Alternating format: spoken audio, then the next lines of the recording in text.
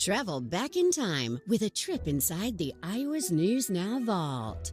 Attitudes have changed markedly here in the last few days. Where once people never gave the 3 Mile Island plant a thought, it's now the object of a great deal of fear. Many have left. The streets are strangely quiet. Only a few venture out. There's a good deal of bitterness now and mistrust. Never bothered me at all. Never even heard about it. I mean, you knew it was there, but you never knew that it had potential to kill you. But that's all changed now. Oh, yeah. Everybody is uptight, and no one knows what's going on, and people are just, it's crazy around here. There's no one around. Everybody's packing up and leaving. Close it down. Close it down. Because if it can happen once, it's going to happen again. If it happens here, it's going to happen someplace else. And maybe next time, you know, right now nobody knows what's going to happen. Hopefully it's going to blow over. If it does, you know, if it happens again, maybe it's not going to be as likely. This is a story that touches virtually all Americans. In the next couple of days, we'll try to relate what's happening here to the situation in eastern Iowa. For example, what makes this plant different from the one at Palo? And what have civil defense people learned here about their preparedness in the case of a nuclear accident? Richard Ray, Channel 2 Newswatch, Middletown, Pennsylvania. The evacuation process around the 3 Mile Island has moved in stages. These elderly people were transported by ambulance from a nursing home in Middletown, 80 miles away to a hospital in Williamsport. Last week, Governor Richard Thornburg took the first step, advising pregnant women and infant children to leave a 5-mile radius around the nuclear plant. This is Pennsylvania's Emergency Operations Center, a self-contained, radiation-proof enclave where some 90 people coordinate civil defense activities. The civil defense system here is called Pennsylvania's Emergency Management Agency. These people act as a clearinghouse for information. They advise the governor and implement his decisions. They call this the war room. If an evacuation becomes necessary, they can wait it out here for days after everyone else has left. Accommodations have been made for as many as 270 people. What's happened in Harrisburg has taught Pennsylvania's officials some valuable lessons about preparedness for disaster. And they have some advice for officials in Iowa and elsewhere. We'll talk more about that in our next report. Richard Ray, Channel 2 Newswatch, Harrisburg, Pennsylvania. President Carter has in effect given Pennsylvania's Emergency Management Agency a blank check for an evacuation of the threatened area, no matter how extensive that evacuation may turn out to be. It's been planned for days with stages of 5 miles, 10 miles, 20 miles, and so on. And for the people here, planning has turned out to be the key. It's too late now to be checking out evacuation routes or setting up emergency housing. According to Training Officer Don Taylor, the state is operated under a general outline for disaster situations, one that's flexible enough to be used for any number of natural or man-made calamities.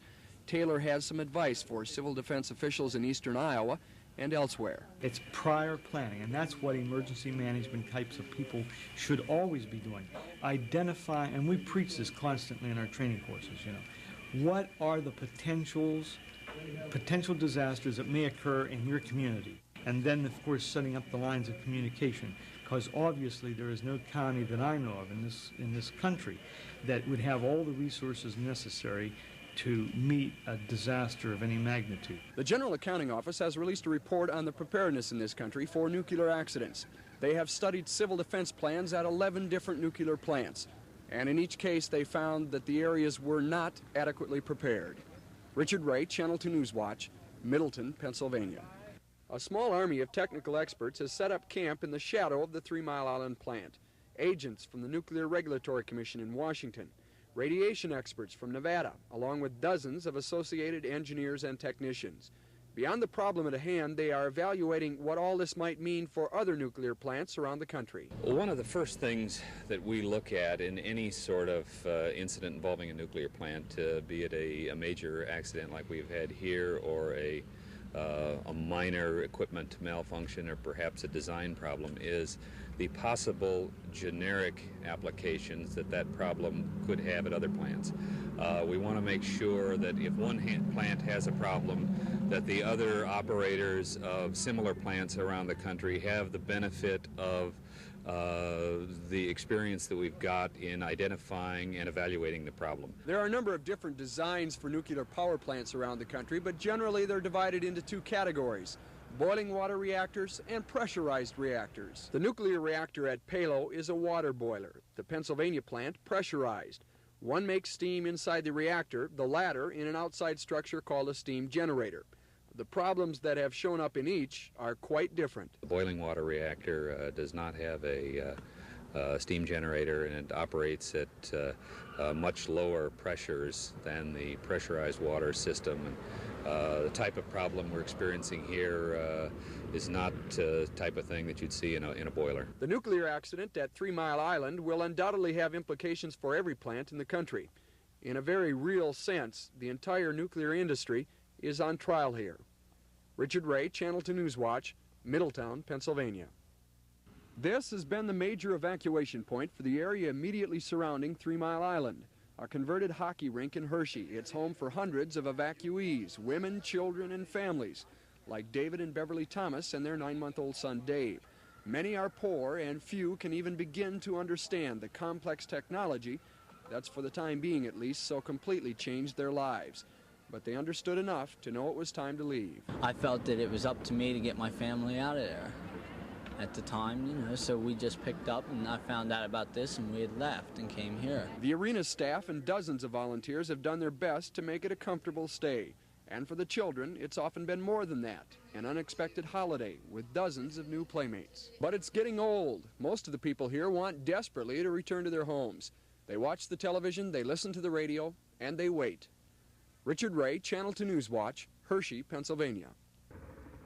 The 4 towers of 3 Mile Island loom ominously over Merle Gruber's farm these days. Power company officials have advised farmers in a 5-mile radius around the plant to keep their livestock indoors if possible and to feed them inside at least. For a time, an explosion at the plant was considered a real possibility, and Gruber is prepared for that as well. One person stay at each farm, and feed the animals twice a day or something.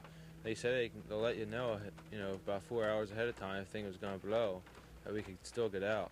And they'd give us special clothing to wear from the barn to the house, Nothing more you can do, keep them inside and just feed them twice a day. And, if it gets worse, it'd probably kill them. Sunday night when they were really talking about evacuating, that's what worried me, because they never said nothing about what to do with them until Sunday night.